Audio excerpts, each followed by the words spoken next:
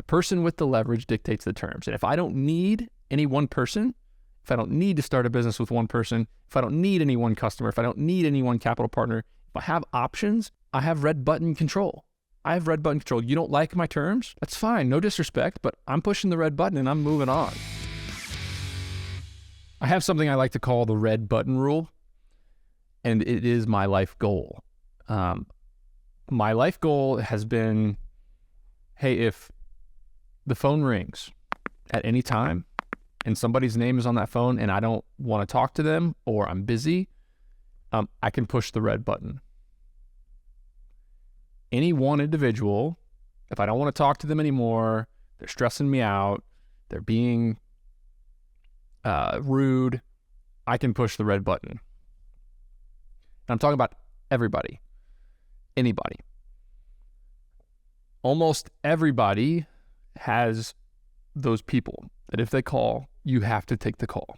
No matter how stressed out you are, no matter how much you don't want to talk to them, or no matter how busy you are, you have to take the call. My job throughout life has always been, hey, keep working to where I have enough leverage, I have enough going on that there's not a single one person who can have a direct negative impact on my life. One person, any one person tries to take me down and they can't. The other end of the other extreme, and I'm there right now. There's not a single person, there's not one of my investors, one of my partners, one of my customers. I don't have a boss in my company. I don't directly report to anybody.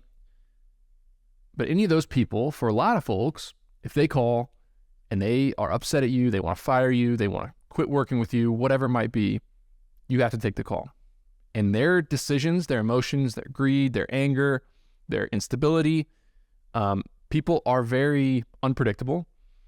These folks can and will eventually have control over your life. On one end of the extreme is having a boss.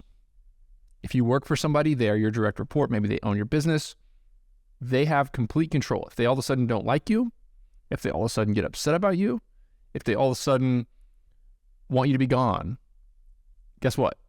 You're going to be gone. That person holds the power.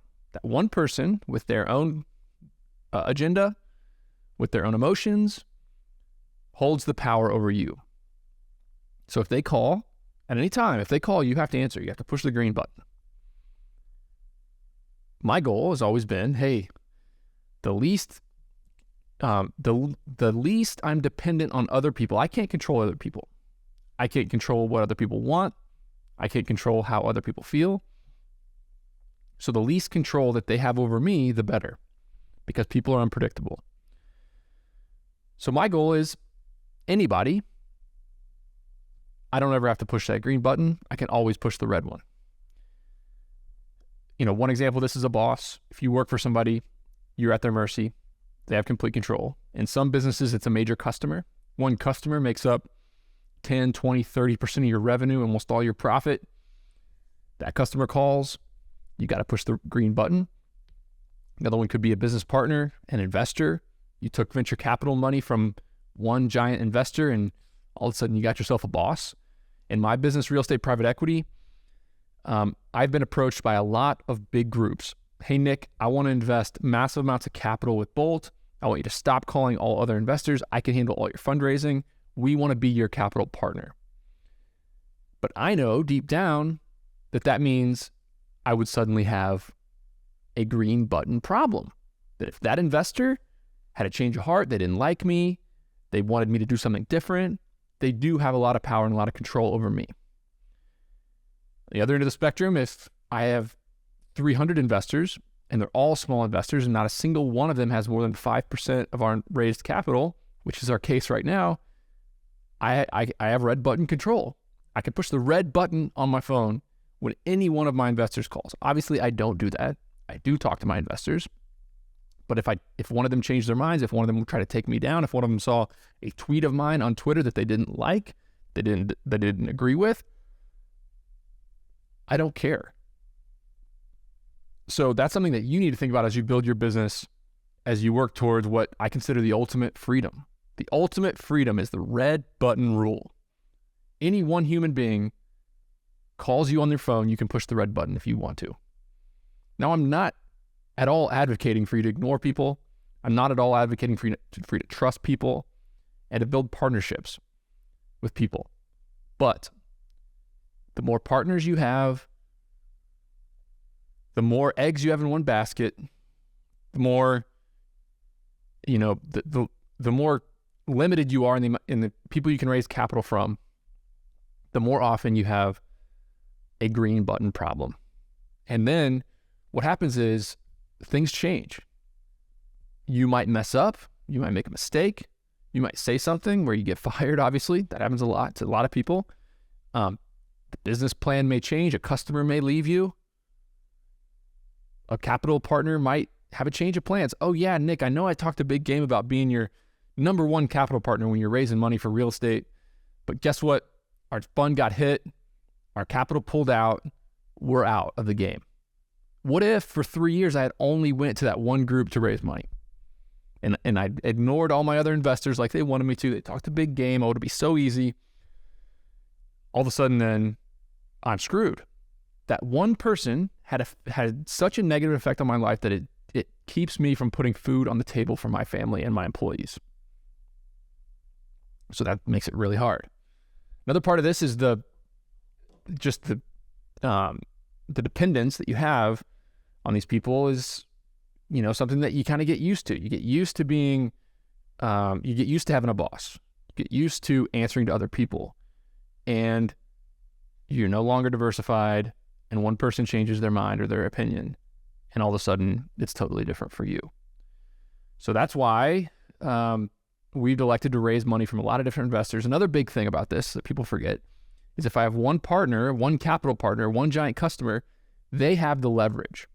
Okay, who has the leverage and the ability to make decisions, and who has the leverage in a negotiation? An employment contract is a negotiation. Raising capital on what terms, that's a negotiation. How much a customer pays you, that's a negotiation. So if you have one customer that's 20% of your business or 50% of your business, they're going to have all the leverage. Just like how Walmart has all the leverage when they beat up retailers and, product people. They know that everybody has to be in Walmart, so they're going to beat you up to your very last dollar. Or Walmart's just not going to carry you. Walmart has all the leverage. Walmart has millions of suppliers or hundreds of thousands of suppliers, so they don't need you. They don't need you or your product. All of a sudden, if they do need you, they have the terms. They can beat you up. So if we had one investor and they wanted to give us all the capital, guess what? They'd come in and they'd say, Nick, your 50% promote, that's way too high. I want a 35% promote. Or that 35% promote, that's way too high. I want a 20% promote. Your acquisition's too high. We need to have that. And then all of a sudden, I'm getting beat up on my prices. Partners, if you need a specific partner, if you have to have either a capital partner or a partner in one of your businesses, if you have to have that partner, guess what? They have the leverage and they dictate the terms. The person with the leverage dictates the terms. And if I don't need any one person, if I don't need to start a business with one person, if I don't need any one customer, if I don't need any one capital partner, if I have options, if I have optionality, I have red button control. I have red button control. You don't like my terms? You don't like the terms that Bolt Storage offers to their investors? That's fine, no disrespect, but I'm pushing the red button and I'm moving on. You don't have control over me. You don't have power over me. And that's an amazing place to be as you build a career. A career is all about leverage. At first, you're saying yes to everything. You have people who you're dependent on. You have people who do have green button power over you.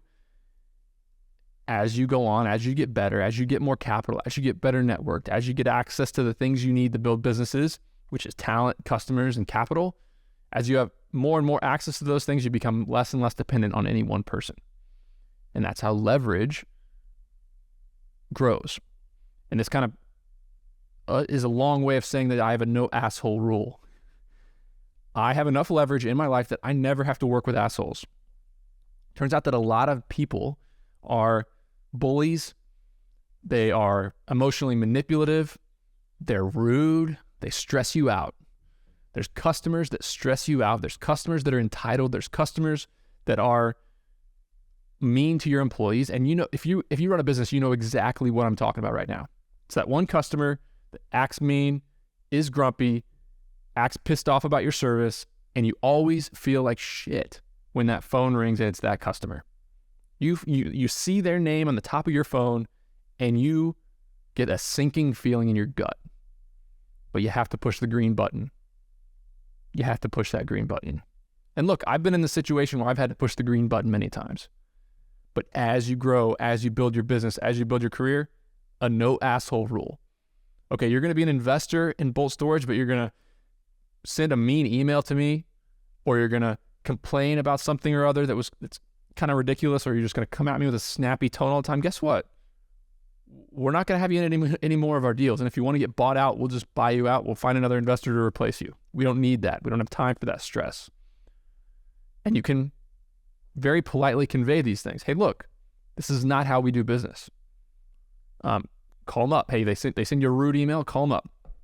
Hey, just want to let you know, like, why did what's going on? Tell me how you feel.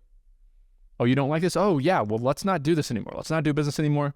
Why don't you just, what would you want for your shares? We'll find a replacement partner. This is not if we're under delivering, we want to go ahead and just cut this off. No more working together. Then they're kind of put in their place. Oh, I can't treat Nick that way. I can't bully somebody. I can't bully this person. But people do it all the time. Bosses do it to employees. Investors do it to capital partners. And customers do it to companies. They bully them. You need to grow your business and your life and design your life to have a no asshole rule and be able to push that red button whenever you want. Big news, guys. I created a free PDF that details my method on how I analyze a self-storage facility and figure out what it's worth. Give me a pen, the back of a napkin, and a couple metrics, and I can figure out about what the property is going to be worth to me. If you want to download this PDF, click in the show notes, the first link, and you can give me your email address, and you get a email right away with 4-page PDF that outlines exactly how I think about underwriting or giving my initial analysis on a self-storage facility. Again, click the link in the show notes, and you're going to get that document for free. This episode of The Nick Huber Show is brought to you by RE Cost Seg. If you want to maximize your bonus depreciation and minimize your tax liability, make sure to do a cost segregation study on real estate you've recently acquired. RE Cost Seg offers the lowest priced, fully engineered studies in the business, and you get a virtual site visit with a quick turnaround. They did 30 plus cost seg studies for me over the past year, including a short-term rental, along with my self-storage facilities. And I'm also an investor in the business, along with my good friend and CPA, Mitchell Baldridge, who you all know. To learn more about how bonus depreciation works, listen to episode 75 of The Nick Huber Show, or visit recostseg.com to go ahead and get a free proposal that outlines the cost of the study and your potential savings. Thanks again, recostseg.com.